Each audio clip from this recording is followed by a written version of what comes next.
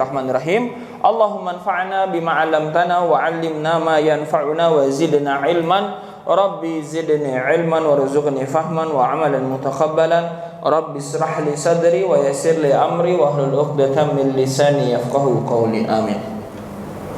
Hadis ke-32, tidak boleh membahayakan orang lain dan tidak boleh membalas bahaya orang lain melebihi bahaya yang diberikan. Tidak boleh membahayakan orang lain dan tidak boleh membalas bahaya orang lain melebihi bahaya yang diberikan. Bapak Ibu, kita baca bersama-sama habis satu kali, bareng-bareng satu kali. Siap ya? Siap Bapak Ibu? Siap. Bismillahirrahmanirrahim.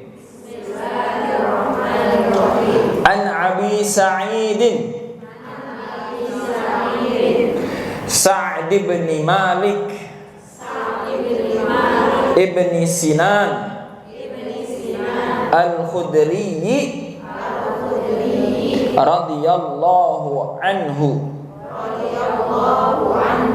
anna Rasulullah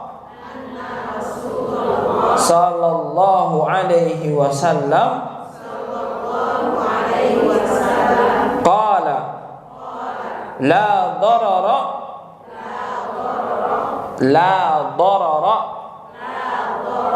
wa la dirara. Sudah hafal? Tidak. La darara wa la dirara. La darara wa la dirara. Artinya dari Abu Sa'ad bin Malik bin Sinan Al-Khudri radhiyallahu anhu bahwa Rasulullah SAW bersabda, tidak boleh membahayakan orang lain dan tidak boleh membalas bahaya orang lain melebihi bahaya yang diberikan. Betul Ibu ya? Hadis ini hasan, diriwayatkan oleh Imam Ibnu Majah, Ad-Daruqutni dan lainnya secara musnad. Sementara Malik meriwayatkan dalam Al-Muwatta secara mursal dari Amr bin Yahya dari ayahnya dari Nabi SAW dan tidak menyebutkan Abi Sa'id. Hadis ini memiliki banyak jalan yang menguatkan satu sama lain. Ya, kosakata la darara, seseorang, artinya seseorang tidak boleh membahayakan orang lain sehingga mengurangi suatu dari haknya. Kemudian wala dirara, tidak boleh membalas bahaya kepada saudaranya sedangkan ia tidak mengalami kerugian dan tidak boleh pula membalasnya dengan yang lebih banyak daripada bahaya yang dideritanya.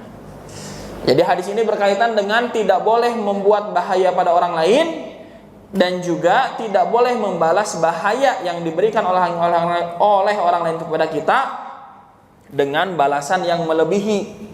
Nah, pertanyaannya Ibu, kalau membalas bahaya itu bisa kita ukur nggak? Itu sesuai atau tidak?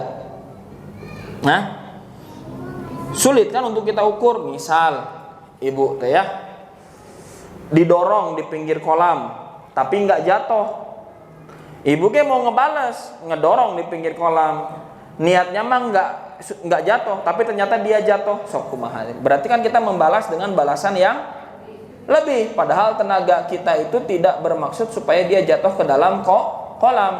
Nah, maka mana yang lebih baik, membalas atau tidak membalas? Membalas keburukan dengan keburukan atau tidak membalas keburukan dan justru membalasnya dengan kebaikan? Nah, kumaha membalas dengan kebaikan teh? Ibu ditampiling, iya mangga acisna, tampiling deui. Iya acisna gitu Ibu atau gimana? Begitu Ibu? Bukan oke. Jadi gimana Ibu? Membalas bahaya yang diberikan oleh orang lain dengan balasan yang baik dari kitanya. Seperti apa itu? Nanti kita pelajari Ibu ya. Kita simak dulu penjelasan atau syarah dari Imam An-Nawawi. Berkata, sabda Nabi SAW, la darara, tidak boleh membahayakan, yakni tidak boleh salah seorang dari kalian membahayakan yang lainnya dengan tanpa hak dan tidak boleh pula memulai kejahatan kepadanya. Jadi Teteh Ibu, di antara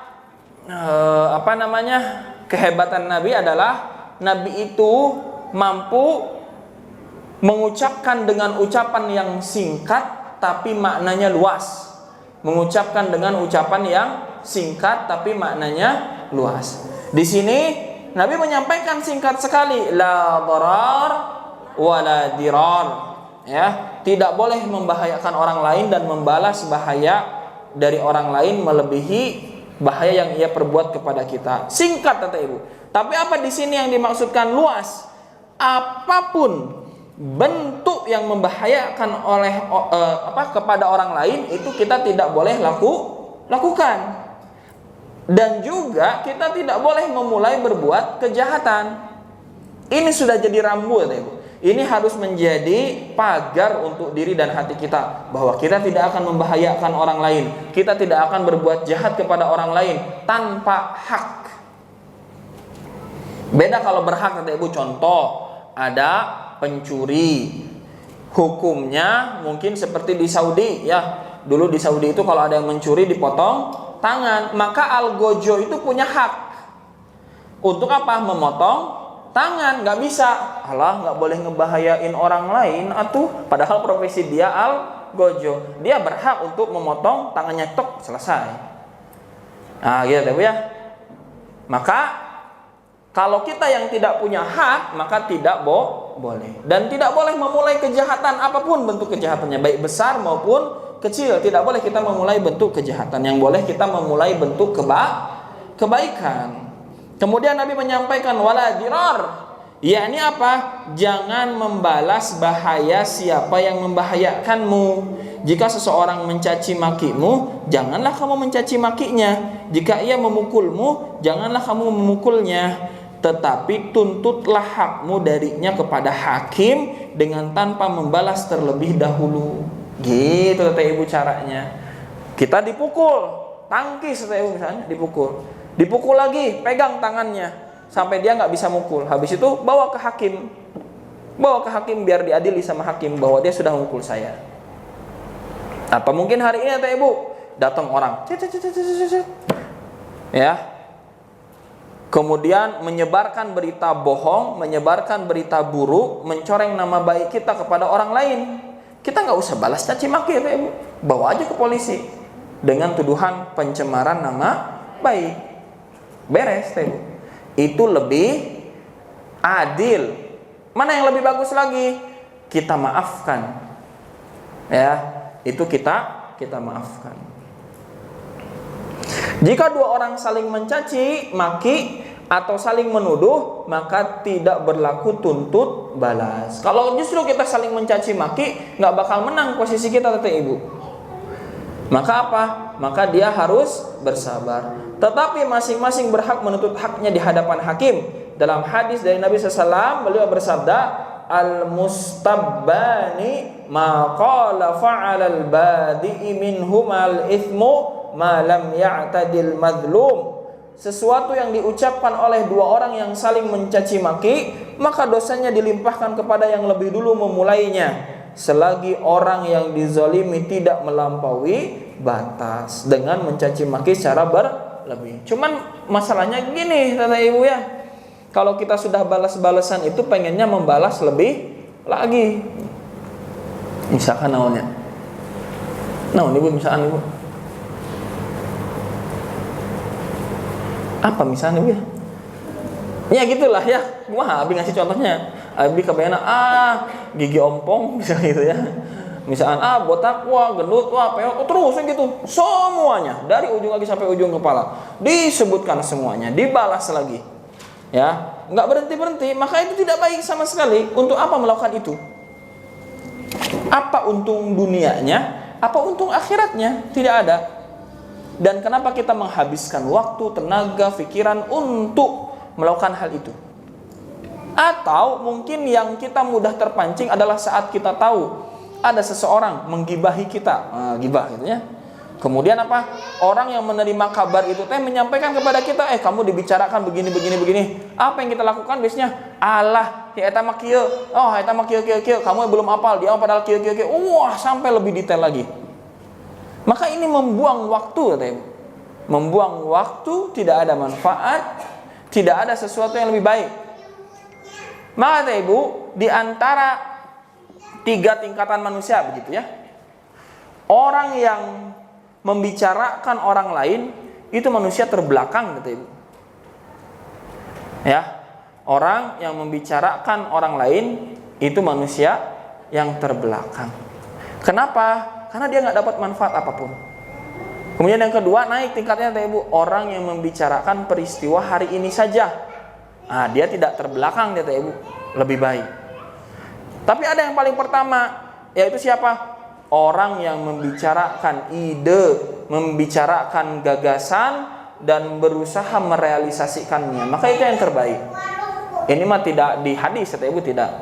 Kenapa? Karena kalau orang membicarakan orang lain, orang saling mencaci maki, nggak dapat apa-apa, kata ibu. Mereka itu akan tetap di situ. Tapi orang yang membicarakan peristiwa, ya sudah, dia hanya menceritakan kejadian-kejadian hari ini saja, bisa mengeluh, bisa bersyukur. Tapi kalau orang sudah membahas ide, orang sudah membahas gagasan, orang sudah membahas bagaimana cara merealisasikan ini agar dia banyak manfaatnya, maka pasti orang itu lebih baik daripada orang yang membicarakan orang lain, daripada orang yang sekedar membicarakan peristiwa yang terjadi hari ini.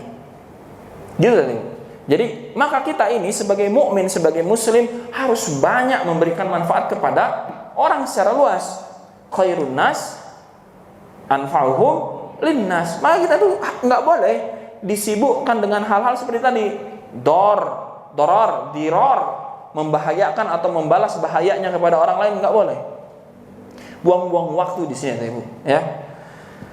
Kemudian Imam Ibnu Daqiq berkata, penjelasan dari Imam Ibnu Daqiq berkata, ketahuilah bahwa siapa yang menimpakan bahaya kepada saudaranya, maka ia telah berbuat zalim kepadanya, dan kezaliman itu haram, sebagaimana telah dijelaskan dalam hadis Abu Dzar, ya ibadi inni haramtu dzulma ala nafsi wa ja'altuhu bainakum muharraman fala tadzalamu, wahai hamba-hambaku, kata Allah ya, sesungguhnya aku mengharamkan kezaliman atas diriku dan aku mengharamkannya terhadap kalian, maka janganlah saling menzalimi. Jangan saling menzalimi, ya. Tapi apa? Tapi harus saling berbuat baik. Kemudian Nabi SAW bersabda, inna dima'akum wa amwalakum wa a'radakum alaikum haramun. Sesungguhnya darah, harta, dan kehormatan kalian adalah haram atau suci atas kalian. Jadi nggak bisa direbut oleh orang lain secara sembarangan kalau memang darah, harta, dan kehormatan adalah sebetulnya milik kita. Maka haram, suci. Tidak boleh orang lain merebutnya tanpa hak. Begitu kata Ibu ya. Kita punya tanah direbut, kita punya harta direbut, itu nggak boleh. Ya, kita punya nyawa ditumpahkan darahnya, tidak boleh kata Ibu. Adapun sabdanya la darar wa la dirar, maka sebagian ulama mengatakan keduanya adalah dua kata dengan satu makna. Keduanya disebutkan secara bersamaan untuk menguatkan. Nah, kalau dari Imam Ibnu Daqiq berkata, ini tuh sama dengan penguatan dari Nabi. Nggak boleh pokoknya bikin bahaya. Mau bahayanya kita mulai duluan, mau bahayanya kita ngebalas bahaya dari orang lain, pokoknya itu hal itu kayak gitu nggak boleh. Nah gitu ya Bu ya. Menguatkan. Ibnu Habib mengatakan ad-dararu menurut ahli bahasa Arab adalah isim atau kata benda, sedangkan ad-dirar ialah kata kerja. Artinya la darar ialah seseorang tidak boleh memasukkan pada orang lain bahaya yang belum dialaminya sendiri, sedangkan arti la dirar ialah seseorang tidak boleh menimpakan bahaya pada yang lainnya. Al-Muhsini berkata ad-dararu ialah suatu yang di dalamnya terdapat manfaat bagimu tetapi membahayakan tetangga. Sama kata Ibu, berarti membahayakan orang lain untuk keuntungan pribadi boleh atau tidak? Enggak boleh. Dan ini aspek makna yang bagus begitu. Sebagian ulama mengatakan ad-dararu dan ad-diraru itu seperti al-qatalu dan al-qitalu. Ad-dararu ialah kamu menimpakan bahaya kepada orang yang tidak membahayakanmu, sementara ad-diraru ialah kamu menimpakan bahaya kepada orang yang menimpakan bahaya kepadamu. Bukan dari aspek membalas dengan sepadan dan membela kebenaran. Ini senada dengan sabdanya, Addil amanata ila mani tamanaka wala tahun man khanaka. Tunaikan amanat kepada orang yang memberi amanat kepadamu dan jangan mengkhianati orang yang mengkhianatimu. Jadi Ibu, kita sebagai mukmin sama sekali tidak boleh membuat bahaya kepada orang lain. Baik kita membahayakan orang yang baik sama kita ataupun kita membahayakan orang yang jahat sama kita. Kita tuh sebagai mukmin tidak boleh berbuat itu. Ya. Selesai Ibu. Apa urusannya kalau ada tetangga membicarakan buruk dengan kita, kemudian kita harus balas? Enggak. Kita akhirnya jadi selevel. Punten Ibu. Kalau kita levelnya di atas mereka, kita tidak akan sibuk dengan celaan mereka. Kita tidak akan sibuk dengan gunjingan mereka. Kita tidak akan sibuk dengan gibahan mereka. Kita akan sibuk terus maju hidupnya Ibu. Satu tips dari saya Ibu. Kalau ada orang sudah mencaci maki, membahayakan kita dan sebagainya, jangan digubris. Udah Ibu fokus pada tujuan hidupnya. Saya mau ngasih manfaat ini, saya mau melakukan kebaikan ini, saya mau bekerja ini, saya mau membuka lapangan pekerjaan, saya mau beribadah ini, saya mau pergi umroh, saya mau pergi haji. Udah fokus ke sana aja. Nanti lama-lama mereka tidak terdengar. Saat Ibu sudah melesat jauh maju ke depan karena kebaikan-kebaikan yang dilakukan, pas Ibu nengok ke belakang sedikit, loh, kok mereka masih di sana ya? Loh, kok mereka makin terpuruk ya? Loh, kok justru mereka lah yang hancur dengan perbuatannya sendiri. Tapi sekali kita meladeni keburukan mereka, sekali kita meladeni bahaya-bahaya yang mereka lakukan untuk kita, habis waktu kita di situ. Jadi di sini bukan masalah membahayakan orang yang sudah berbuat bahaya pada kita secara berlebihan, bukan. Tapi dari berbuat bahaya untuk orang lain pun sudah nggak boleh. Berbuat jahat untuk orang lain pun sudah nggak boleh, Ibu. Mau dia jahat pada kita atau bahkan dia baik sekalipun pada kita, itu nggak boleh berbuat jahat mah gitu ya. Membahayakan orang itu nggak boleh. Sama seperti apa? Kita ini pribadi yang amanah. Mau orang ini amanah atau orang ini hianat, kita mah kan tetap harus jadi pribadi yang amanah. Betul ya? Mau orang ini jahat sama kita, mau orang ini baik sama kita, kalau kita pribadinya baik, ya baik juga lah sama mereka. Udah ada, kita mah berbuat baik itu bukan karena mengharapkan balasan dari manusia, dari makhluk. Kita itu berbuat baik untuk dapat balasan dari Allah. Maka selesai Ibu. Selesai kita dengan drama-drama yang tidak perlu seperti di sinetron, itu nggak penting Ibu. Ya, biarkan itu terjadi di sinetron Ibu ya. Jangan terjadi di hidup kita. Ini maknanya menurut sebagian ulama, jangan mengkhianati orang yang mengkhianatimu setelah kamu diberi kemenangan darinya berkenaan dengan pengkhianatannya kepadamu. Seolah-olah larangan tersebut hanya berlaku pada permulaan. Adapun siapa yang menghukum dengan hukuman yang sepadan dan mengambil haknya, maka ia bukan pengkhianat. Pengkhianat hanyalah orang yang mengambil apa yang bukan haknya atau yang melebihi dari haknya. Itu Ibu ya. Para fuqaha, para ahli fikih berselisih mengenai orang yang mengingkari hak yang harus ditunaikannya. Kemudian orang yang diingkari haknya mengambil harta orang yang mengingkari tersebut yang telah diamanatkan kepadanya atau sejenisnya. Sebagian ulama menjawab, ia tidak boleh mengambil haknya berkenaan dengan hal itu berdasarkan zahir sabdanya, ya, tunaikan amanat kepada orang yang memberi amanat kepadamu dan jangan mengkhianati orang yang telah mengkhianatimu. Sebagian yang lainnya berpendapat ia berhak membela dan mengambil haknya dari bawah tangannya tanpa sepengetahuannya. Mereka berargumen kan dengan hadis Aisyah mengenai kisah Hindun bersama Abu Sufyan. Dalam masalah ini para fuqaha memiliki sejumlah tinjauan dan alasan-alasan yang bukan di sini ruang untuk pembahasannya. Dan tinjauan yang benar bahwa seorang tidak boleh merugikan saudaranya, baik ia telah merugikannya atau tidak. Cuman ia berhak untuk membela diri dan membalas jika mampu dengan apa yang diperbolehkan baginya dengan hak. Dan itu bukan kezaliman dan tidak pula menimpakan bahaya jika sesuai cara yang dibolehkan oleh sunnah. Itu Ibu ya. Jadi di sini ada perselisihan. Kalau misalnya kita dikasih amanah gitu ya. Misalnya contoh zakat kata Ibu. Zakat itu sudah ada amil, persentase amil. Maka boleh mengambil untuk si amil gitu.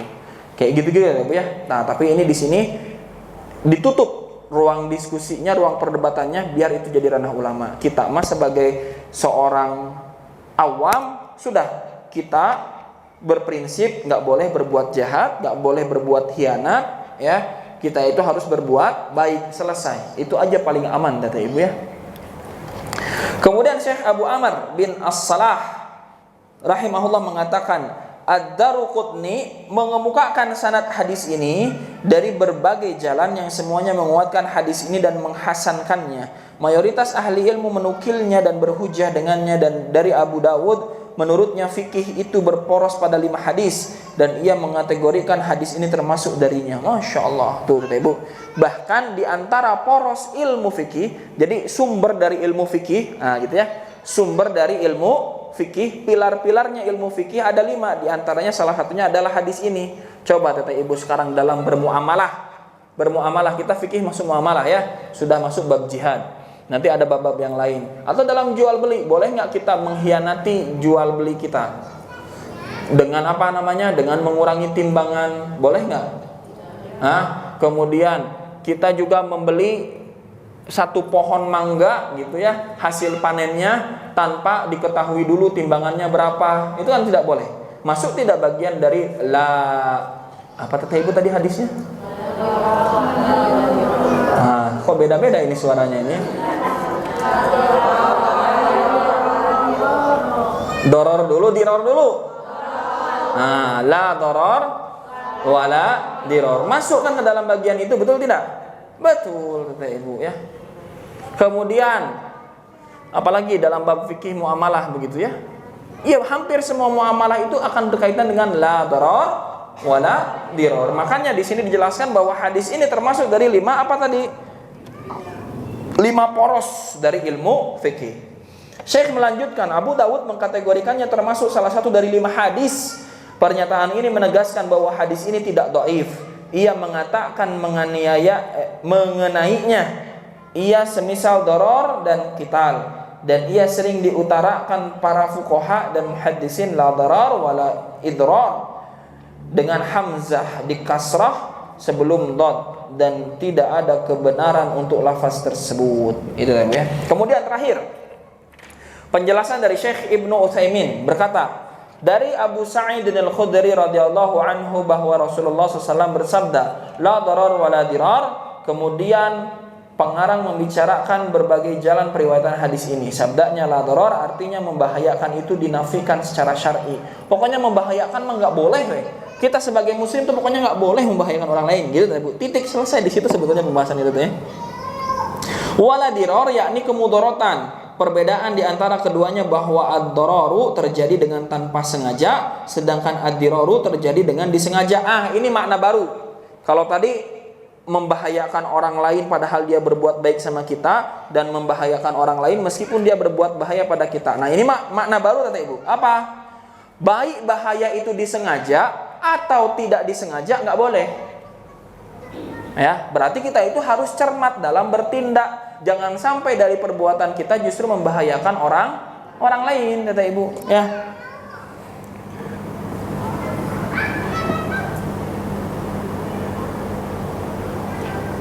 Nah, tapi apa? Yang disengaja lebih buruk daripada yang tidak disengaja. Kalau kita berbuat jahat ke orang lain, tapi ternyata kita nggak sengaja, maksudnya gimana?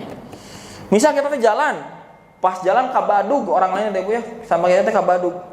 Itu nggak sengaja, kabadugnya tenaganya sama yang ngehajakin itu, gitu ya, membahayakan orang lain itu. Tapi dengan sengaja, maka mana yang lebih buruk, yang tidak sengaja, yang dengan sengaja? Yang dengan sengaja, gitu Bu ya. Misalnya seandainya seorang memiliki tetangga dan tetangga ini menyirami tanamannya, lalu air dari pohon tersebut merembes ke rumah tetangganya tetapi dengan tanpa sengaja, dan barangkali ia tidak tahu, maka yang wajib dilakukan ialah menghilangkan kerugian ini jika mengetahuinya. Kalau kita tidak sengaja, maka yang harus kita lakukan apa kata Ibu? Minta maaf. Kalau ada kerugian yang dialami oleh tetangga kita, saudara kita, kenalan kita, teman kita, bestie kita, maka kita hilangkan kerugiannya sebagai bentuk tanggung jawab. Jangan, bukan berarti aduh abi teka haja puntennya ngaleos gitu, enggak begitu Ibu. Pribadi yang baik apa? Kalau tidak sengaja dan ternyata ada kerugian yang dialami oleh saudara kita, kita harus menghilangkan kerugian tersebut, Bapak Ibu ya. Kemudian apalagi di sini?